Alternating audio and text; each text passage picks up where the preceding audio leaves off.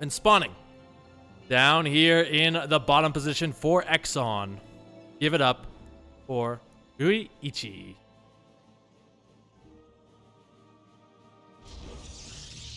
And his opponent up here in the top, hailing from Canada. He is the NA Clowns, Maples. Oh, I get it. It's like the maple syrup. Aha. No, I'm actually not kidding. I totally forgot that Canadians make maple syrup, and that's why he's named Maples.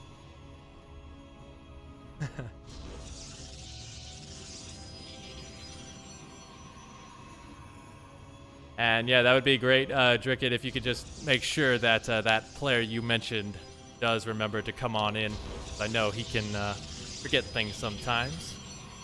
Now, Maples is going to start things off. He's going to try and make sure that Ryuichi can't finish the wall off completely, because what that'll allow him to do is kind of set up so that those adepts can make their way across the map, and it's looking like that might be the case for Maples to start things off. As you can see, he's only mining off of 3, now 4 probes inside the gas. Also, thank you, Uko RTS, for the follow. You are awesome, my man. I've seen you play. Really hope to see you show up in this league. And yeah, it's kind of just going to be a slower build-up for both sides. Obviously, the mirror matchup, it's one of those ones where you do see a lot of aggressive openings just because everybody has the exact same builds. So there's not really anything too tricky that you can pull out. So you just got to win it very, very straight up. And hey, Nina SC2, your match today was pretty darn good. I like that cheese versus rough.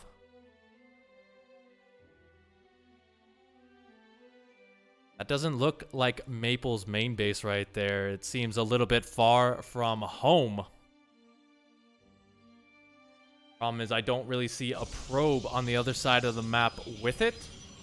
And it kind of just seems like he's using that to throw off the scent, as Ryuichi is going to scout this.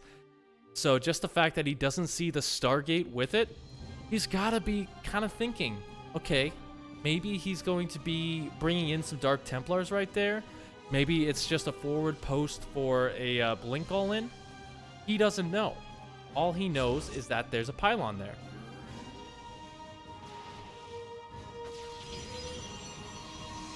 Oh man, I love it. You guys are completely cheering for your guys. I'm loving it. Yeah, it was Stargate for both sides. Ryuichi's just a little bit slower than Maples. Honestly, not the biggest of deals when it comes to oracles, just because they can't really attack each other.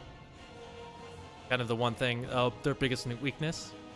Unlike a Marauder, they can shoot down, but they can't shoot up. Actually, that's exactly like a Marauder. I don't know. I'm losing English today.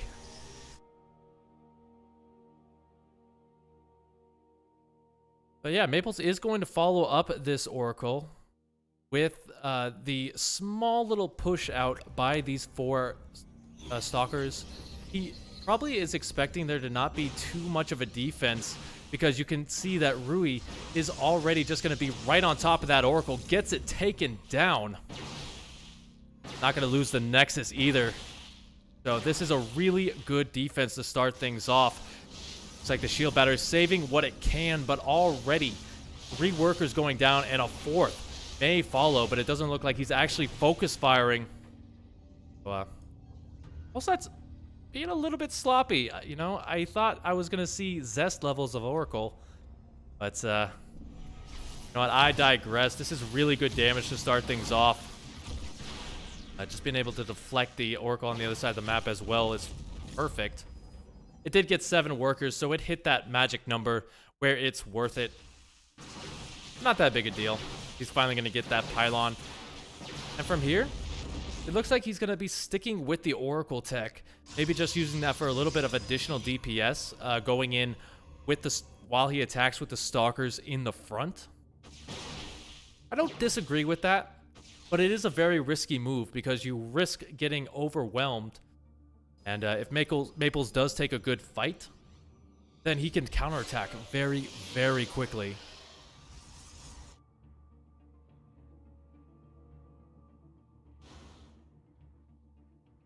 Like 2 ships passing in the middle of the day.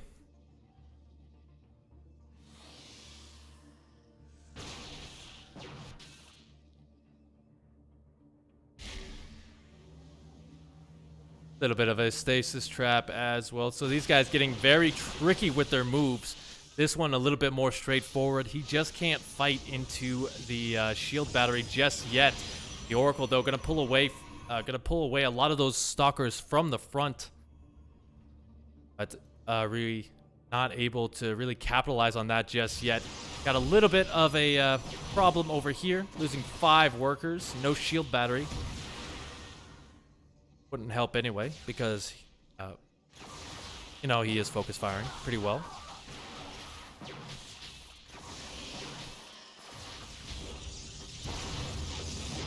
I'm just taking a look at how this game is going.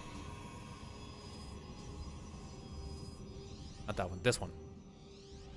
Like, Ree is making some really good moves, just being very cost efficient so far in this game. Even going to come back in with a couple of those additional oracles. He will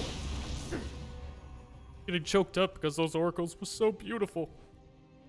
But he was able to get about 7 additional workers. I would have liked him to save at least one of those oracles so he can get the revelations down on the army. But now he's going to go for a bit of an attack. Blink will finish up. He's going to get the DTs in the backfield as well. I don't think either side actually has a robo facility just yet. And as I say that, no, I'm just very blind. Yeah, I don't really know how much Maples will be able to get done with this move.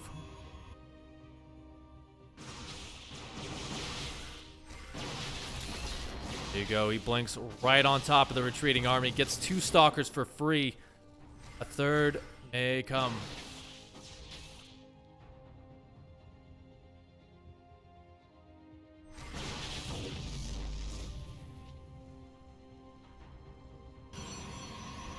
Who is Ryan? Nobody knows. He's a mystery. Another big mystery is, are those DTs going to find damage? It might not even matter, as Rui, ahead over double the army supply. He can actually start to push in here. There's not really too much that he can do. Luckily, he is pulling the attention away from this location just by getting rid of that pylon. He's actually pulling the stalkers home. Oh, yeah, Nina, wrong stream.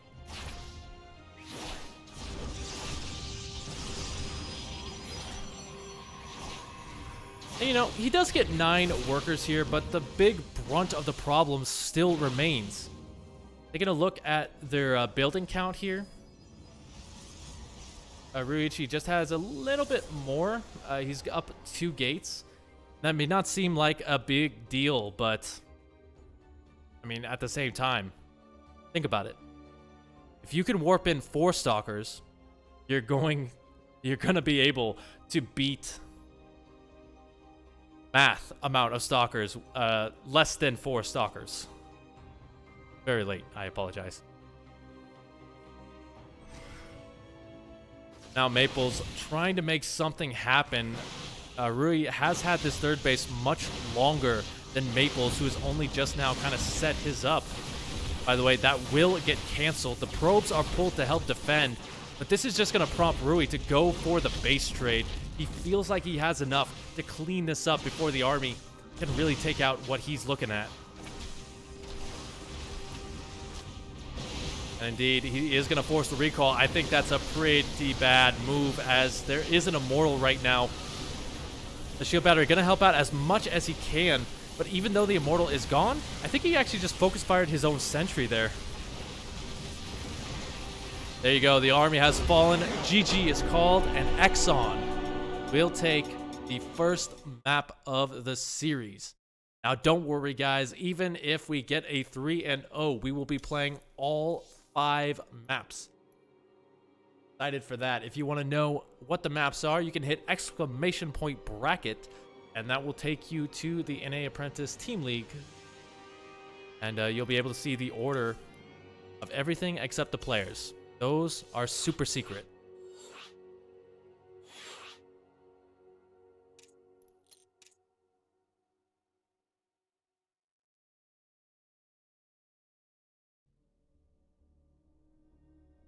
Got the next lobby up.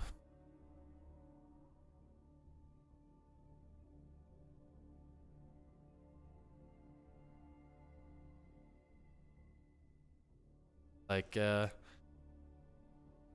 first player, excuse me, guys.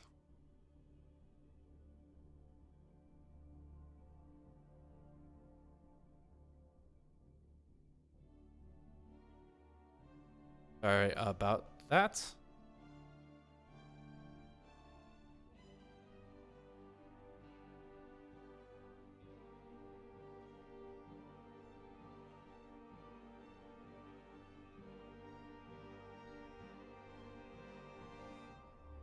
Like he is here.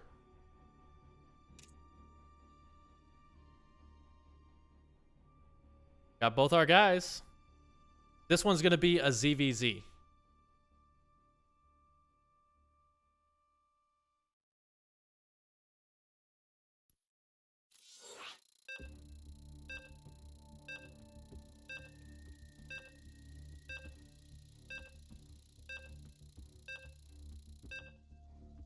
All right. So we do have this one coming up. Jaganantha for map number 2, a much larger map. So what do you do when you have a larger map? You send the Zergs out to have a little bit of fun. And we definitely do have 2 Zergs having that fun. I actually gotta make sure because I forget which one is on which team. Neither of them have clan tags. Okay, there we go. Spawning down here in the bottom position as the green Zerg. Give it up for Uko.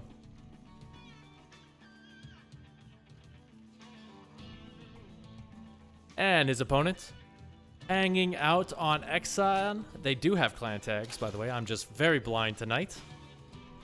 He is Le Bio Ice.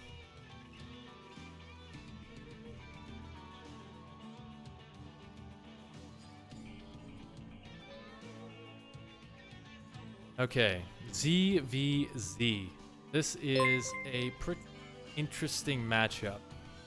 Also, thank you, Gildalin. I hope I'm saying that right. For the follow. You are awesome, my man. Welcome to the party. So yeah, ZVZ. On a map like Jaganantha, which is considered by some to be very Zerg favored, because you do have a much shorter rush distance, all things considered, because of these acceleration zones, there's the opportunities for that early aggression, which you see a lot of in North America. I think overall, they're not a cheesy server, but what they are is a server that likes that light pressure of 200 lings in your base before the 5-minute mark. Shout out to No Regret for that one. But yeah, both players are just going to be playing this a little bit straight up for the meantime. There's still the opportunities for them, for those 2 base plays. Let's see. Really, we have to see when that speed starts to kick in, if they even decide to go for speed. Also, KJ Freedom, man, I just saw your FSL League. Awesome content from you. Thank you so much for the host. And welcome everyone to more StarCraft 2 action.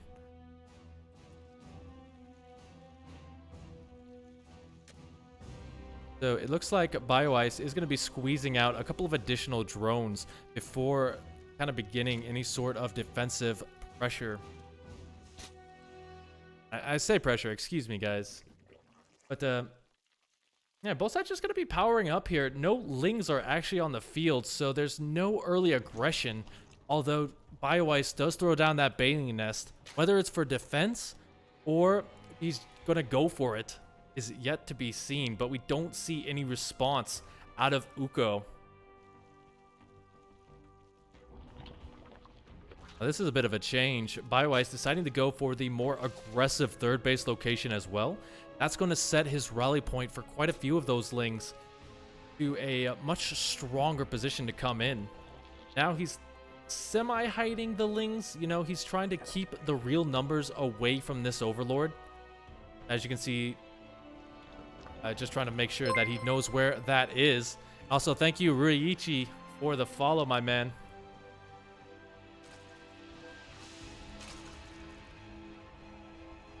Like Uko, though, is going to be the one to bring the first strike,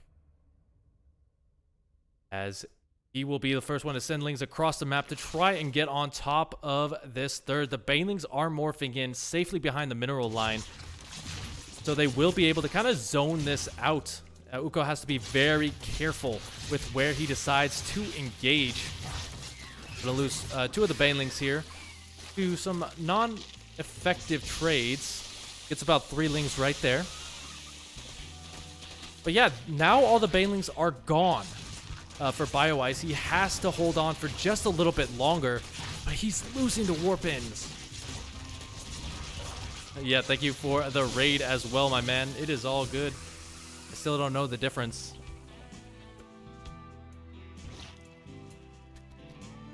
It looks like a couple of lings did manage to make it into Uko's base while all of that was going on. The game is already turning into carnage, as Bio is going to be going for a little bit of a counter. He's going to get caught out in the middle of the map, however, as Uko pretty much all in with this.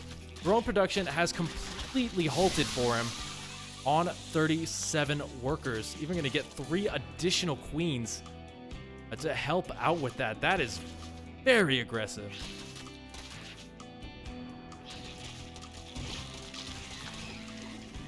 Now, Bio5 does have enough to push this away for right now, and just the fact that he will have the roaches a lot quicker, along with the banelings, means this counterattack is going to hit very, very hard. You can see Uko still doesn't have a roach warren of his own, so he's going to have to rely on these backstabs, keeping the roaches at home to defend.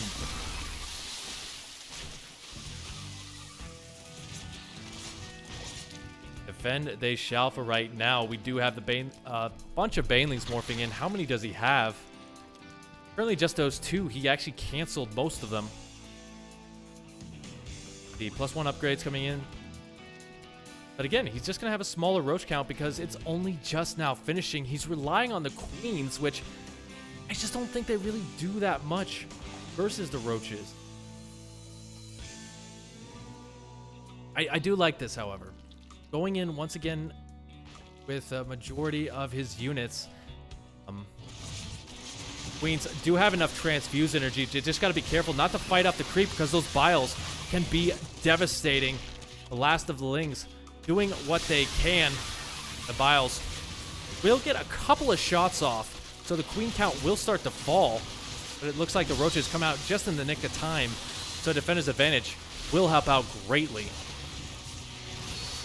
As I say that, the defenders actually just got decimated right there.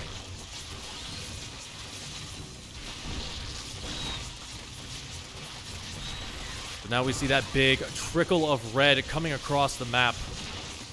As I think Bio5 smells the blood in the water. He's hitting before the reinforcements can actually sync up. Killing off the queens is pretty nice because no transfuse energy will be available for the roaches. I think Uko will, like, if he can mount a little bit of a defense, but the problem is he doesn't really have the larva anymore. After losing those queens, he's really running on empty. So I think Bio5 has made it work. This is pretty much going to be the last big production cycle for him.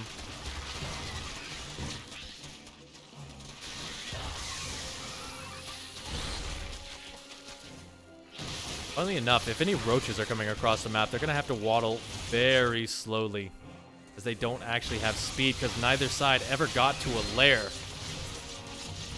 You know what? I got to hand it to Uko. He is fighting valiantly right now, but now that the drones have been pulled, not really gonna be able to. Yeah, let me get my bearings here because this is just insane. Every time I think I'm about to say that Bio-Ice is about to take it, he gets pushed back. So Ukko actually able to hold on for just a little bit longer and still maintains the worker lead. And now, honestly, he can actually go for the counterattack if he so chooses. It looks like he does have a small window as he is going to make a couple of additional roaches, send the lings across to try and get some more drone kills. Just the fact that he does have that +1 on the roaches makes them so much more powerful. Taking a look at that. Pretty much the only thing that sets them apart. Taking a look at that battle report as well. I almost forgot I had that. Relatively expensive, a Pyrrhic victory to be sure. But now Bio-Ice is going to try and get a backstab, keep the roaches at home while he goes up to that lair tech and gets the upgrades of his own.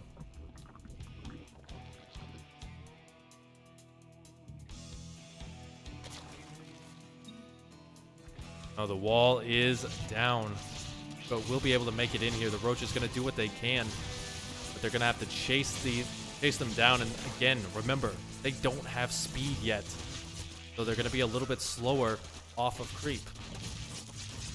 The other side of things, we did have a big run by coming over here for Bio-Ice. Going to be targeting down the queens to try and stop the larva production, but won't get either of them. A little bit inefficient there, I have to say. You know what?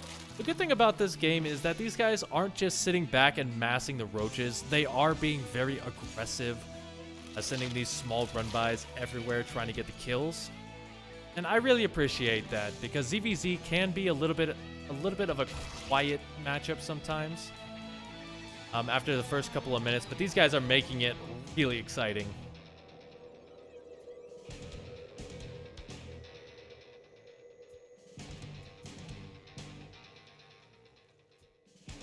Now, Bio-Ice is going to be coming in here, trying to get a cancel on that fourth base at the very least. He won't have enough to push in much further than this, just because we do have 9 additional roaches coming out, and Ukko with a 10 army supply lead. Ravagers are going to get one of the overlords, which is nice. Got to be very careful here, as you will be fighting into a concave.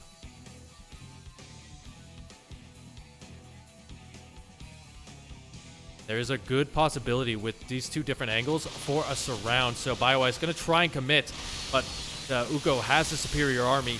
He will press on forward.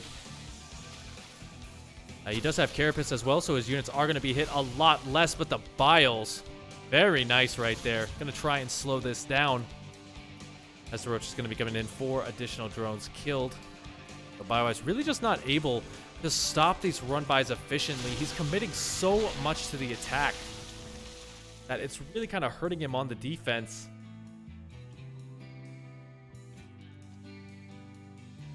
Oh my goodness, Bio-Ice setting up for the surround. He's about to sandwich this army. Bio gonna be coming back around, trying to push it back. But now the trap has been sprung. The Bile is gonna be forcing back what he can as the supply starts to plummet for both sides. That +1 Carapace really showing its strength here. Yeah, Ukko is ravaging this army. Although at the same time, he is going to be forced back. Just barely doesn't have enough to deal with the reinforcements coming out.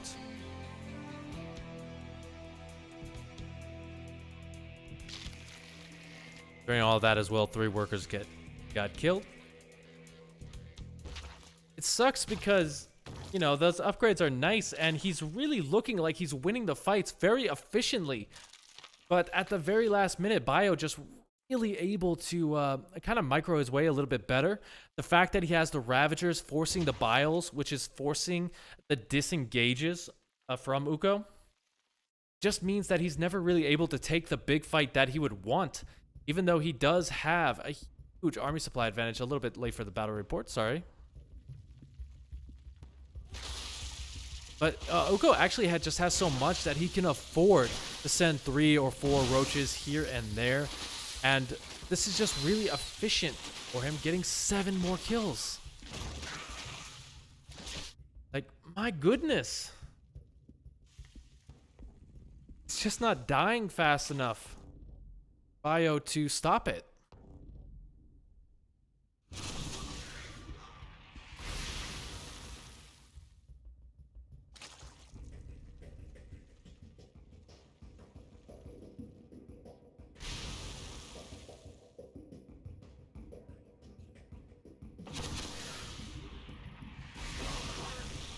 Nice.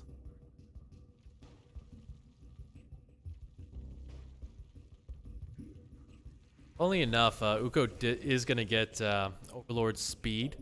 Just one of the reasons is so he can kind of stop those vials from killing his units. As another couple of roaches, we'll get a couple of additional kills, but it's all just a feint for this big attack. If he can force Bio to fight into the acceleration zone, that's going to be the best case scenario for him. Keep in mind, Uko still has no Ravagers with this. Is about to take a huge bile shot right there. So still trying to push his way through. He's just trying. He's trying very hard. He's getting very far, but in the end, it's not really mattering. Especially now that he's kind of fighting with only half his army, sending off a good chunk of it to go for a very big run by. Might get the Roach Warren. There you go. He will actually also kill the 4th. My goodness, these are the moves that Uko needs to make in order to finish this one out. Because now, if he can trade efficiently in the main base, his next attack is just going to absolutely slaughter BioIce's army since he can't reinforce.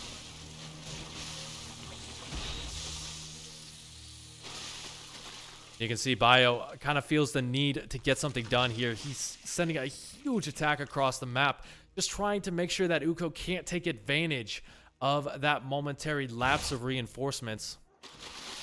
But Uko just feels more than confident enough to take the fight right there. Gonna take a couple of additional bile shots, but Uko able to close things out, and we are 1 apiece.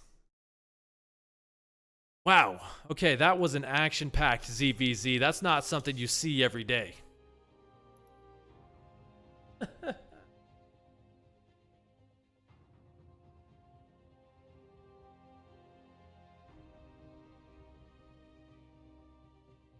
All right, so map number 3, we are going to be going on to Oxide.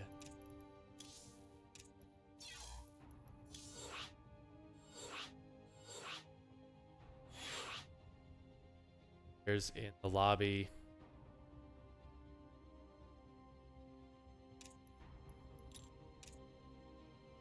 You know what? I gotta give props to you guys. If DNA Clowns or Exon Cham are hanging out in the hanging out in the chat, I gotta say thank you guys so much for just kind of making this process a little bit easier. I really appreciate it, because you know what? Sometimes it's really difficult to get players in the lobby. Guys have watched any StarCraft 2, there's always those kind of big delays where someone's missing, I'm missing, and it just kind of holds everything up.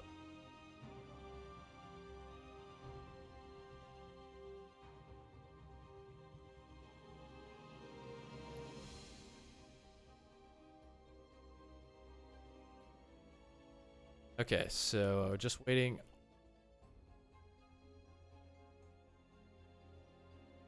Oh, looks like the lobby. That's all right. I like this next player. I've seen him a couple of times on the NA Apprentice, and he's really got some good moves. I know I say that about a lot of players, but this guy, I really mean it. Map number 3. Okay, he's here.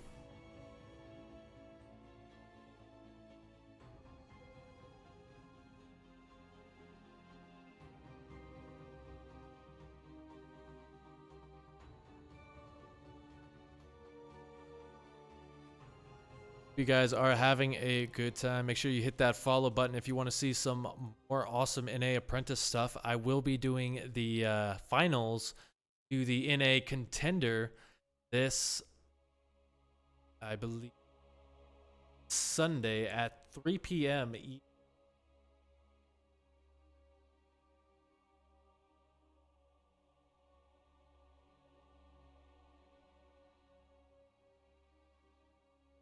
Probably wrong one.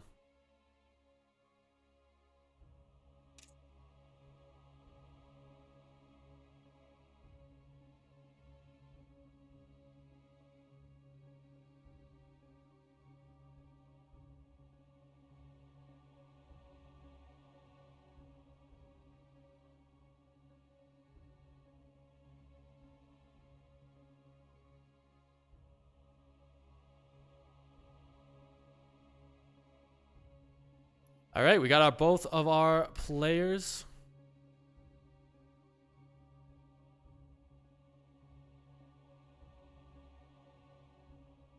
Out, and if you know this guy, he's been around for a while. At the go-go.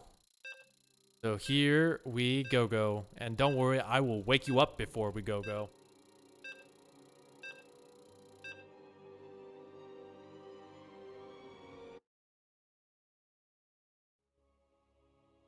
Folks. Oh, and if I didn't say it already, make sure you wish Cham a happy birthday. This is his team battling it out. He's actually not here tonight because he wanted to spend some good time on his birthday, as people are used to do. Right. As we hop in, spawning in the bottom position of Oxide. Give it up for only Patty Mac.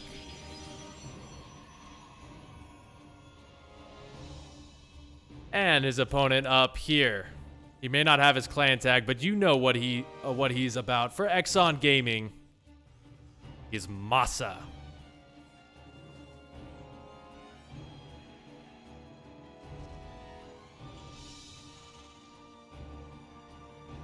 So this is a Canada versus America matchup here. Masa, as you guys know, he jumped around. He was on Alpha X most recently, but he's currently hanging out on Exon.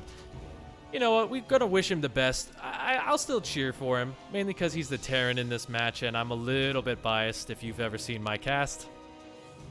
Already, we see this nice little move that's kind of just annoying for Patty Mac to deal with, as this does mean that he's got to either send an extra Reaper or, Zealot down to deal with this, or just kind of cost himself a little bit of mining time by sending 3, 4, sometimes even 5 probes. So either way, you're going to lose out on that mineral income.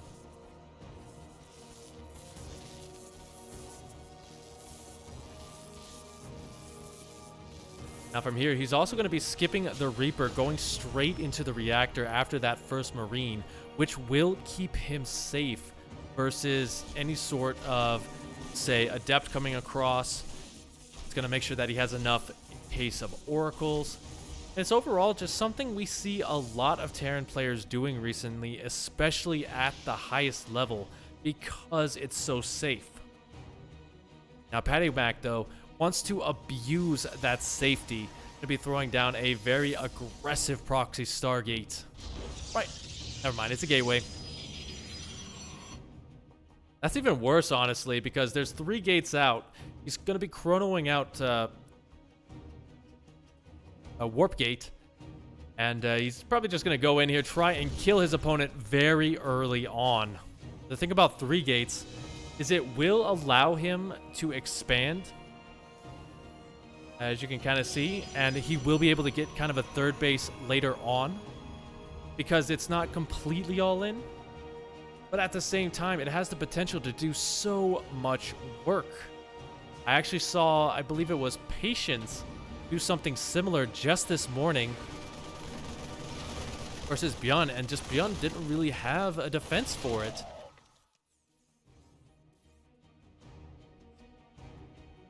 It's going to be at depths as well, which means you really have to pay attention to your wall because you're going to be having to lift up the lift up the supply depots, and bring them back down so that you can keep the reinforcements coming, which is just that big level of stress that you really don't need as Masa dealing with this. This is a really bad move. And it's not really his fault. He still doesn't know what's going on. But that is pretty much his entire army, sans a Widow Mine and 1 Marine in the bunker. That is not going to be across the map. One saving grace is he will force the recall, which will slow down any sort of attack. But these Marines are pretty much cannon fodder for right now.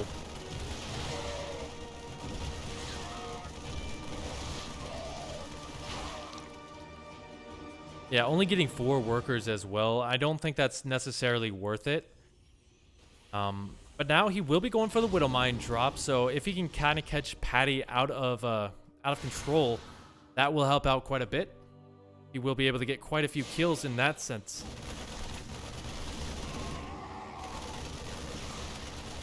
But Masa, kind of understanding what's going on, is going to bring the Widow Mines back. We'll get 1 Adept. The second will fall. A third going down to the Marines. But the wall has been breached, so the Adepts can kind of jump around. Like they're going to be going up the ramp. Focus fire down the Marines. That's going to be the biggest issue for him. Keep in mind, he does not have a recall available because he just used it already. A blink is going to be on the way as well, so maybe some stalkers to help, since there's not going to be any AoE, no siege tanks anywhere on the map. Yeah, this has been held pretty handily here for Masa.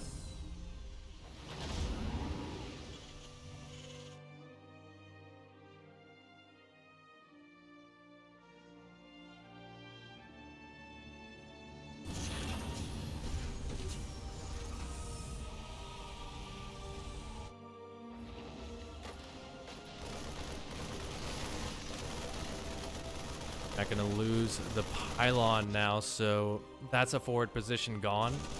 I don't think he really wanted to continue the attack because he knows the wall is up now. But, you know, it's still nice to kind of have a pylon there, because if you can crush the army as it comes across the map, then you can get a really powerful counterattack in with Blink. But now going to try and bait this medevac in so that he can pick it off. Blink is not done just yet, so it will escape. 1 Marine will go down. Still going to be a little bit annoying here with the Raven in the side. So while he's not really getting a ton of worker kills, he's still delaying mining for quite a long time. Kind of even just taking a look at that income a little bit better for it. You can see he's spiking.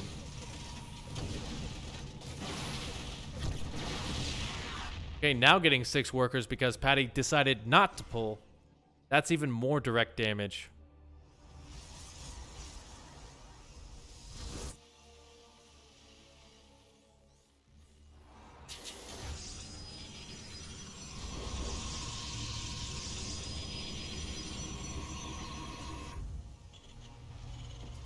So I'm a little bit worried about the fact that he is going to be going straight up into kind of Charge Lot Archon. Just because Masa will have stim, he is adding on those additional racks, and he does have a good counter to the Zealots in the front with the Widow Mines. So I don't know if this is necessarily the right move for Patty Mac, but we'll just have to keep an eye on it, because I don't think Storm will be finished in time for this attack. Those gateways a little bit late as well, so they will not be completely operational. Again, going to be going down, revealing the entire army. He does have some force field energy, so those rocks, a very scary location for Masa, but he's actually just going to walk right in. Gets caught out with a couple of his units, but he's just going to decide to fight. He sees that there's not much here. The shield battery overcharge not being popped until very late. But with a little bit of focus fire, even that's not enough to save these units.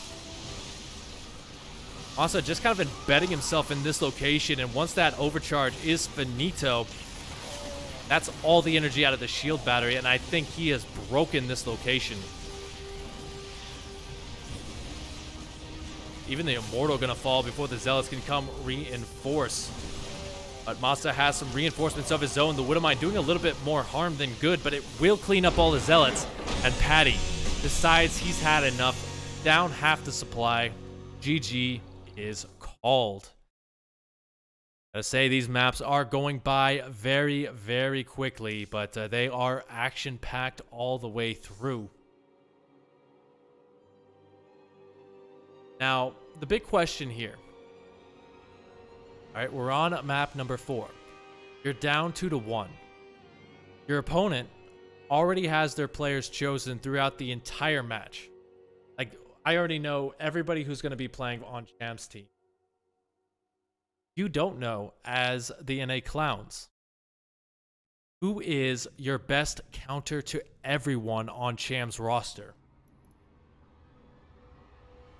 Essentially what they got to be asking themselves as we hop into Pillars of Gold for our next lobby. Let me just inform the players. Fortunately for them, it's kind of spoilers. But I hope everyone is having a fantastic night. Obviously, we have a pretty big StarCraft 2 weekend coming on up. And Clowns are sending in their best.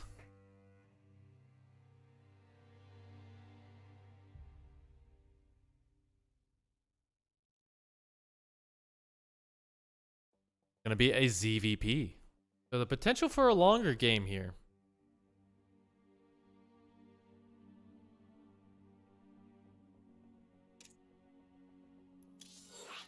Great. We got the go-go from both sides. Let's see how these guys battle it out. I'll keep it a secret until the very last second.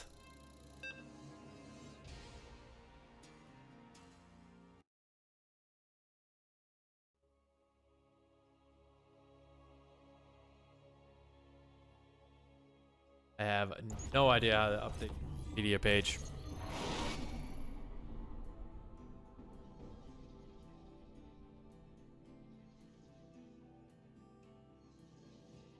This guy who has the 1 and 3, 2, spawning up here in the top position in a lovely shade of purple, showing that he is the emperor of this game. Give it up for Riser. And he is up against the red Zerg, currently going for a very greedy pool. He is Exon's full heart.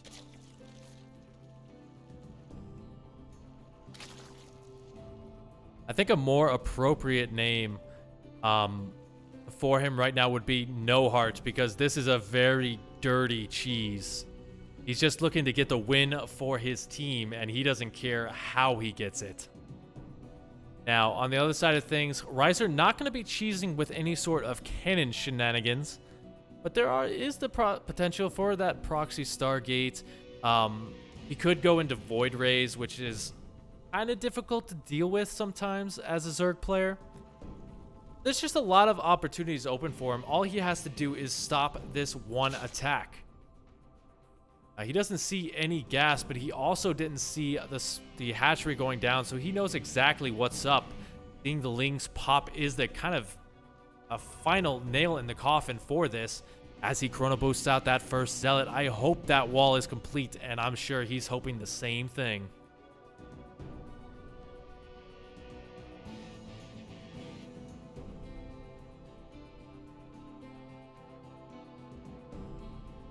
Okay, so the probe hanging out for the secondary defense. Couple of 4-rays out, almost getting surrounded there. Has to be very careful in how you deal with this. He will be getting an adept just to kind of cement his hold here, but Now, the Cybernetics Core is taking a couple of additional pokes. It's always good to kind of get some damage, even if it's not completely permanent. Just because it kind of puts the fear in your opponent's eyes. Look at that. Because of it, he did delay his Nexus for such a long time in order to make this work. Going for a bit of a counterattack. Will Full Heart see this coming is the big question. So far, the answer is not really, as the Adept and the Zealots will have to fight a Queen and a bunch of Lings. Is this the right move? Probably not, but you know.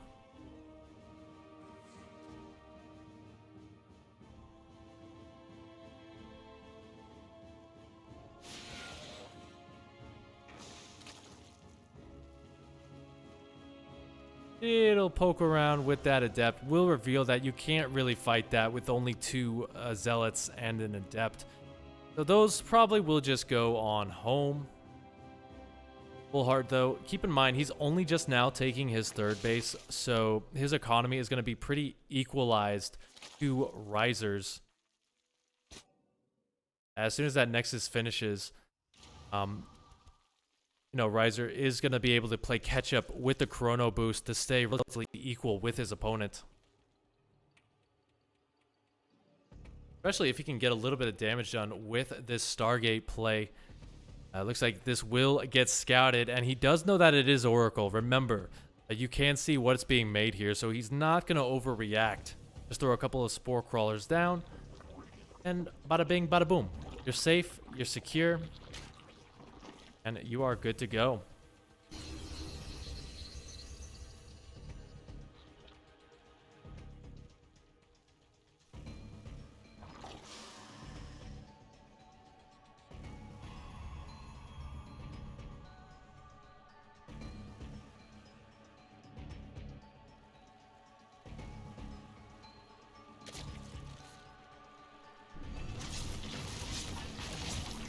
Oh, being very aggressive with it to only get 2 drones, taking quite the hit. It's going to be a lot less effective as time goes on. You do want to keep it alive for the Revelation, because it does look like he is going to be going for the Void Ray strategy. He's already got the 2nd Stargate coming out, and we should see that 2nd Void Ray pop very, very soon. By pop, I mean start.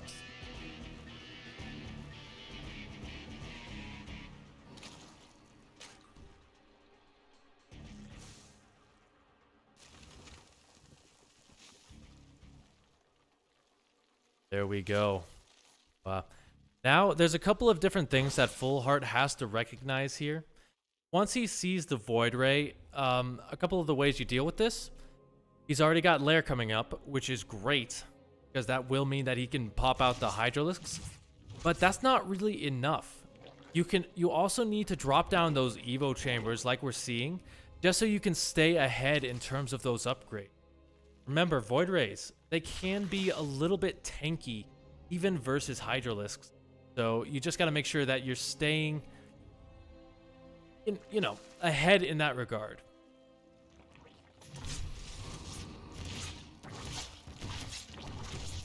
Well, a little bit of a miss micro there from Riser. We'll lose the Oracle, so no more Revelations. Void Ray kind of just cleaning up a lot of these Overlords. Denying vision to Full Heart wherever he can.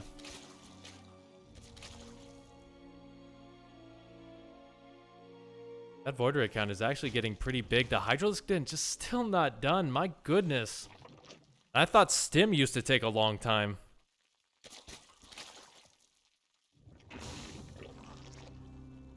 There we go. Infestation Pit already coming out.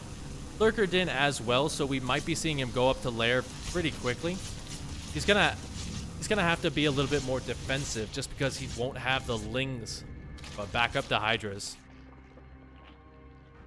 But all things considered, I don't think Full Heart's in a really bad position.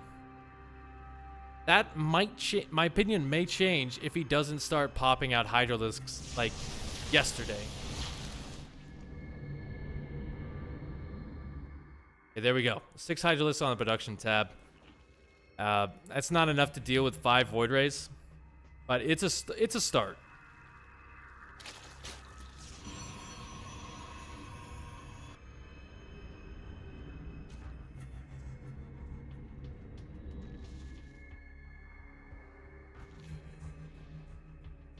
As we all know, Riser is not going to rest on his laurels with these Void Rays. We're going to have Storm, we're going to have Archons, and we're going to have Charge Lots, which is a very natural transition to this. Which is kind of why I do like that Full Heart went straight up to the Lurker Den. And we'll be getting the upgrades for those because that's going to allow him to effectively zone out the ground army of Riser. So that he can deal with the Void Rays a little bit easier. But overall, just good moves on both sides. We'll have to see, because it's just not really that much of a fight right now. It's kind of just pokes and prods, testing the other's defenses, and just a big sort of time to power up for both of them.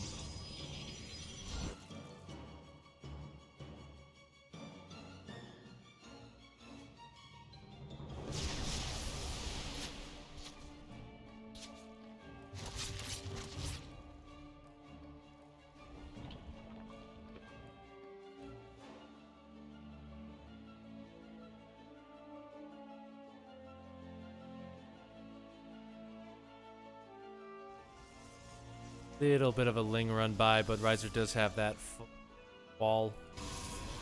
Trying to keep it as safe as possible. We have those upgrades going to be coming in 2-2, well as the range for the Lurkers. Just now starting to add those in. You can kind of see he's a little bit strapped for cash, but he is mining enough to kind of keep up with his production. I was waiting for this fusion or this fleet beacon to finish up because that's kind of a timer for Full Heart to move across before carriers start to come out. Mothership, very annoying, terrible to deal with. A lot of storm energy, by the way. Like, Full Heart is going to have to get a full 360 surround here just to make that work. And even then, he's going to be pretty much in Florida weather for the next couple of minutes. As he sets a small little run by to this side of the map. We'll get a queen. Not the biggest of trades.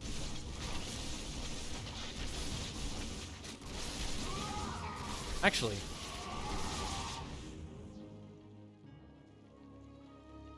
he has one observer.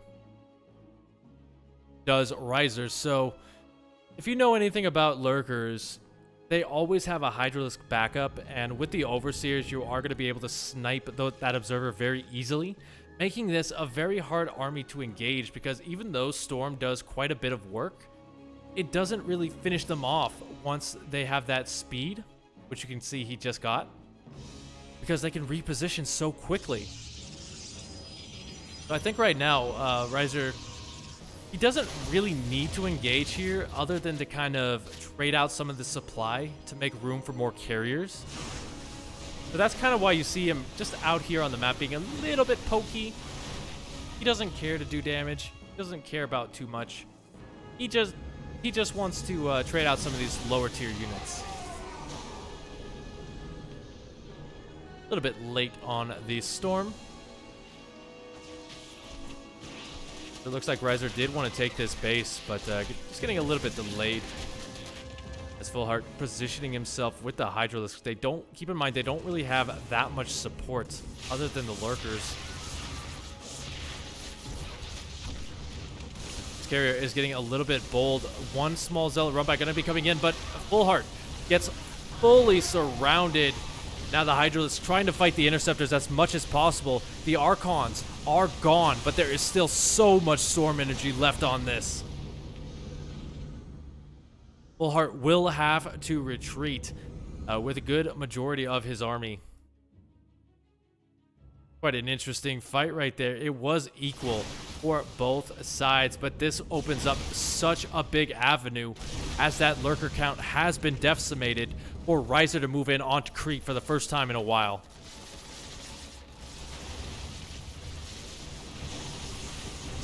A couple of huge storms going to be coming down, blanketing the Hydralisks. He will lose some of the higher energy High Templar, so that's one thing he has to be very careful of. But in the end, these storms are just doing absolutely fantastic. Carriers, not so much. They're not really in high enough numbers to fight the Hydralisks. As you can see, that DPS really just destroying the... Oh no. Oh no, Full Heart. He's trying to get underneath this army, and he's... And while he may get one of the carriers, he's really expending a lot of health to do so. So those Hydralisks will have to back off.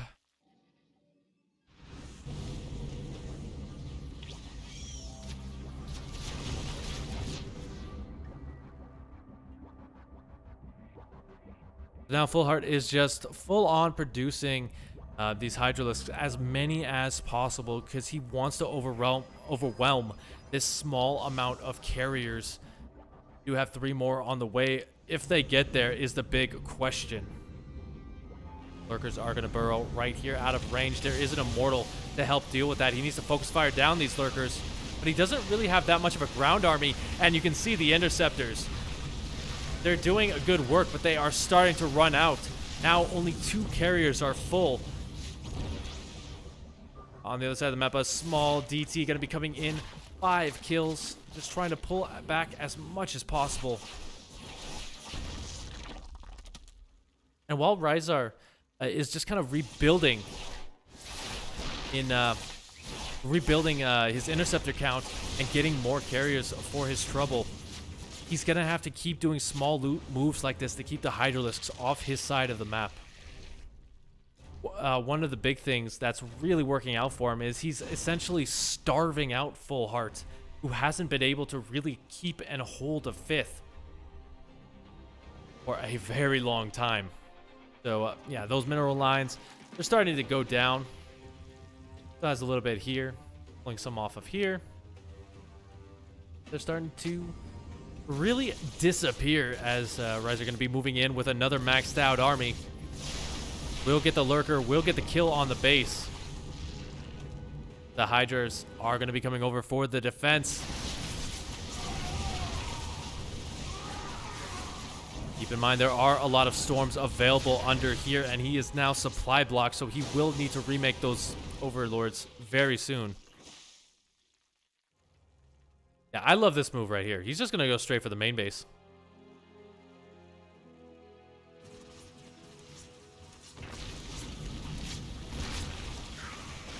And you know what? This is going to prompt our Zerg player to go for a very big kind of base trade scenario. Ryzer does have recall available to him if he so chooses. So he might just kind of stick around here for a little bit of time. The War Prism will go down very, very quickly. But Ryzer will just try and kill off these bases before he recalls. I hope he's able to do so before his tech is gone.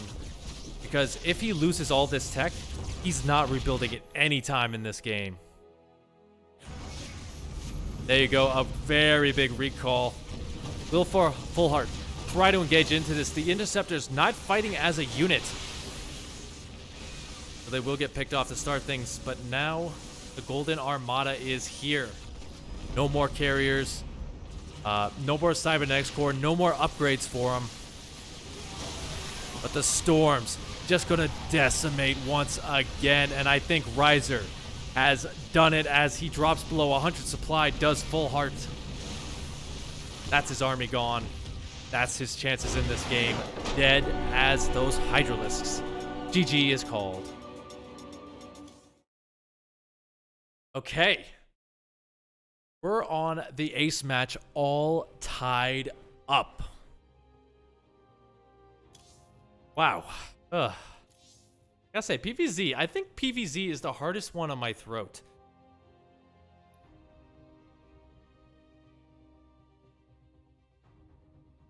Just because like so many different things happen and they last so long once you get up to that carrier game.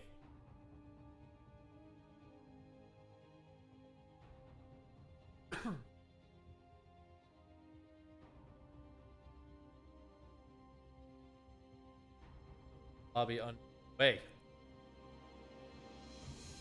Our last map of the night will be Romanticide, and it looks like we're actually keeping pace with the other lobby as they're starting their last game as well.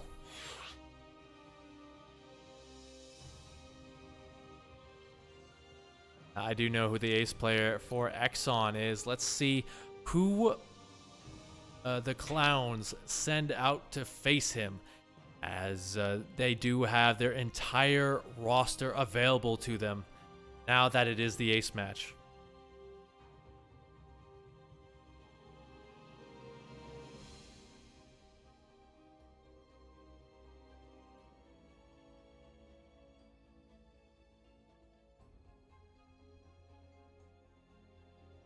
Ooh, okay. A new face, one I haven't seen before.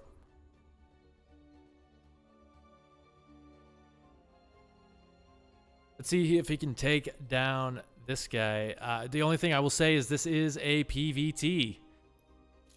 And both sides have announced the ready bell.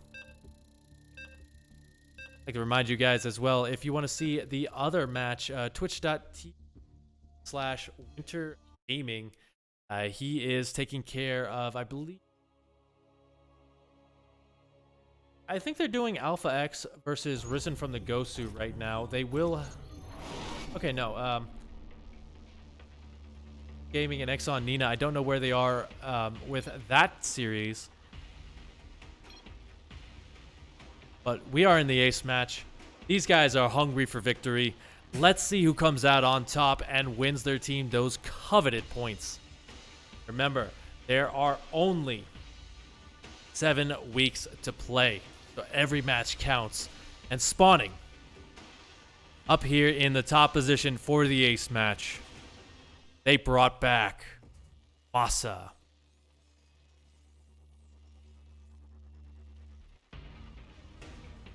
And his opponent down here in the bottom for the clowns, he is Rocker.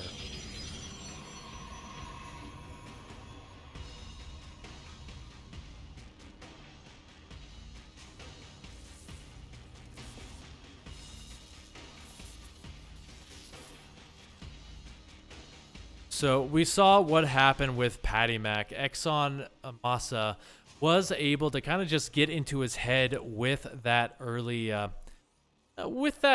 aggression. Even that engineering bay was just kind of forcing Patty Mac into a much more aggressive positioning because he didn't want to take the third base as his natural. And really, Masa just forced him to play his game. Rocker, I don't think he'll make the same mistake. Primarily because Masa didn't block with the engineering bay this time, so he isn't going to be able to get that Nexus down nice and quickly. And I mean, from here, Masa's already going to be changing things up a little bit from the last time, as he's got the Reaper for the Scout.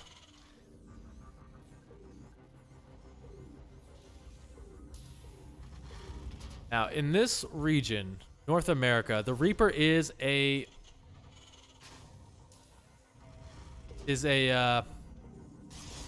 much more dangerous foe, as the Micro is insane, is not as good as you'd see in Korea. It's 2-2 as well. Okay, thank you. Thank you. I thought I had messed up the scores for a second there, but you're talking about the other match. Yeah, because I saw them making Romanticide, so I was assuming 2-2, but the first probe has fallen. But he will lose the Reaper for it, so a little bit too aggressive. This is going to allow Rocker a little bit more map presence, as you don't really see the Marines moving out. The reactor, factory.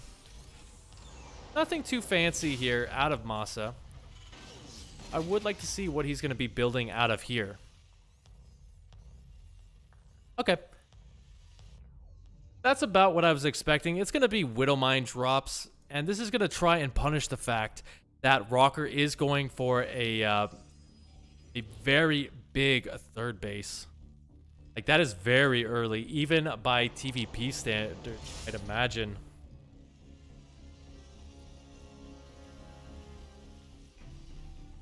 And this as well. He's going to be getting the Twilight Council. I don't think there's really going to be an opening for him to be aggressive with it, so it's more than likely for the defense.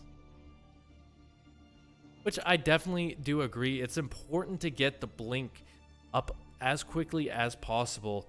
If you can get a charge as well off the back of any sort of, kind of defense, then it's going to propel you into the mid to late game a lot quicker. Actually, he's just going to go straight for charge. Going to skip blink entirely.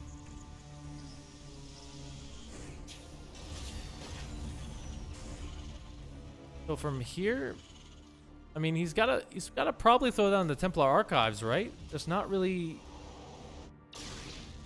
a thing you can avoid.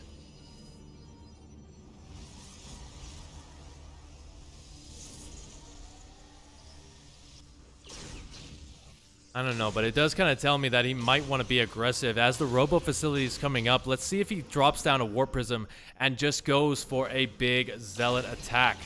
Now, Masa knows that these guys are fake. He's going to drop anyway.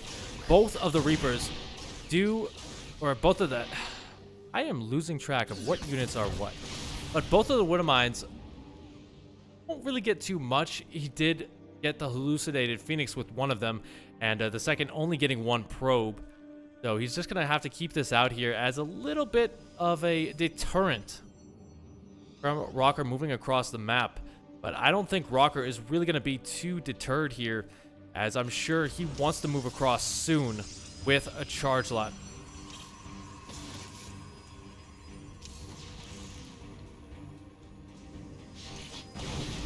The Stalker, that's pretty nice.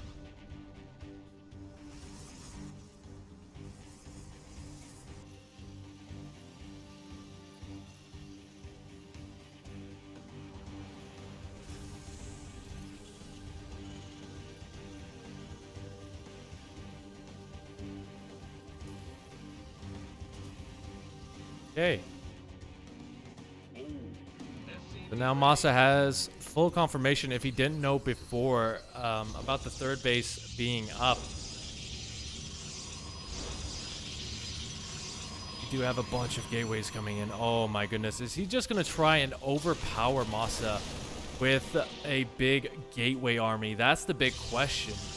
It's looking like that's going to indeed be the case, because we still don't see anything being made out of the Robo facility other than a couple of observers for vision.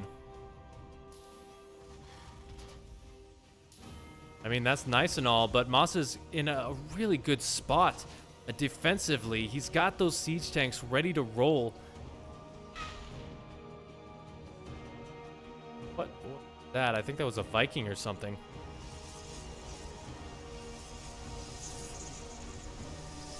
Oh no, it was just an auto turret getting 3 workers in the natural. Okay.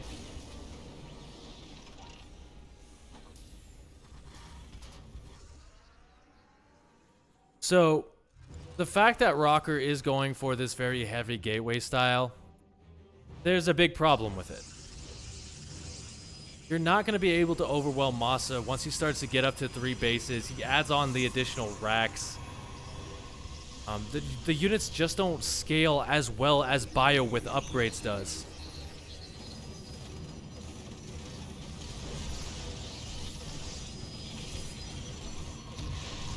Not to mention, Masa's just going to be going for a very big attack of his own pretty soon.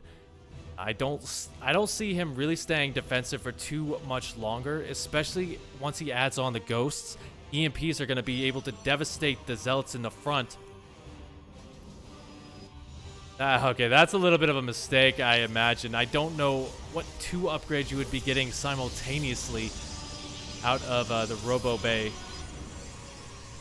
You know what? Rocker will do as Rocker will do.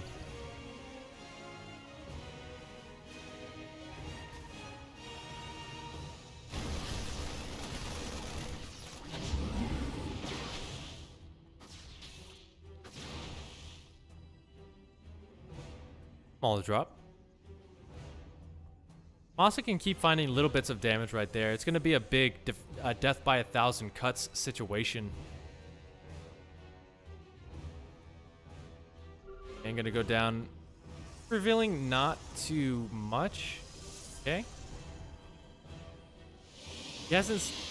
He hasn't seen the Colossus, and that's kind of a big deal, because if he just thinks that this is going to indeed be just straight gateway, then he might be inclined to take a fight that he doesn't want. But you know what? I'm going to digress on that point, because this army is super scary. Take a look at that. 112 to 73. Rocker is going to need some massive disruptor hits in order to stop this, and I don't think Masa is going to let him have them. A couple of big EMP is going to be going down. The tanks are sieged up in the back, focus firing down the one Colossus available to him. As the drop, I believe that went to the main base, got a little bit of work done before getting cleaned up.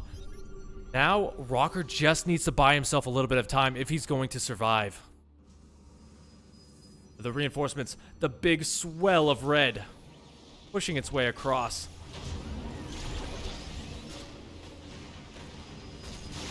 And here we go. Masa going to stim up the ramp. There are no force fields available. Zealot charge. Going to force some friendly fire. Big disruptor hit going off in the backfield, but that disruptor is toast. Now, keep in mind, Masa's supply is starting to plummet here, and the siege tanks are doing a little bit of friendly fire damage. Some good AoE by the Colossus as well. So this army doesn't look as scary, but by the time Rocker took it out, the second army is already on the way. And I mean, he doesn't really have a lot to reinforce. He's forced to warp in Zealots.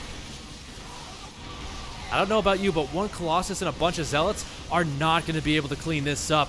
And as we see the last couple of Protoss units fall, Masa asserting his dominance over Rocker takes the last game of the series all to Exon.